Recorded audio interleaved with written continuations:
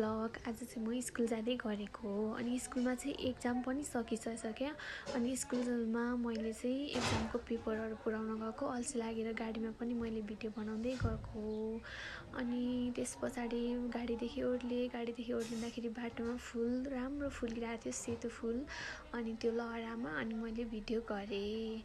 Video गरिसकेर म जाँदै थिएँ।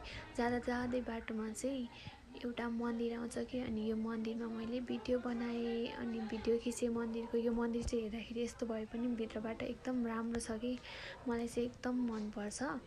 अनि यो मन्दिरभित्र म पहिला पनि गएको छु अनि त्यस पछाडि स्कुल फर्केर म केएल टावरमा गएँ, चाबेलको केएल टावरमा। अनि केएल टावरमा गइसकेपछि चाहिँ म त्यहाँ खास गरी चाहिँ हामी फिल्म हेर्ने भनेर गएको, तर फिल्मको टिकट नै पाएन अनि टिकट नपाएपछि चाहिँ हामी त्यहीँ घुमेर अनि त्यस पछाडि घुम्यौँ अनि घुमिसकेपछि चाहिँ त्यहाँ एकदम राम्रो लाग्छ कि मलाई त्यहाँभित्र।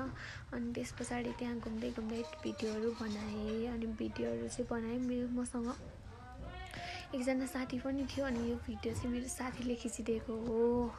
साथीले भिडियो बनाइदियो अनि भिडियो बनाउँदै गयौँ अनि मैले चाहिँ राम्रो खिचिदेऊ भन्दै थिएँ। बिचमा दाइहरूले हेर्दै हुन्थ्यो अनि यो चाहिँ केएल टावरकै फिल्म हलमा जाने 5th तलामा छ कि 5th फ्लोरमा अनि यो एकदम राम्रो छ, मलाई चाहिँ राम्रो लाग्छ। अनि त्यस पछाडि तल झरेर लिफ्ट चाहिँ बन्द थियो अनि लिफ्ट बन्द थियो र हिँड्दै आएँ अनि साथीले म जान्छु ल भन्दै थियो। ल जाऊ भन्दै भने तर साथी चाहिँ गएको थिएन।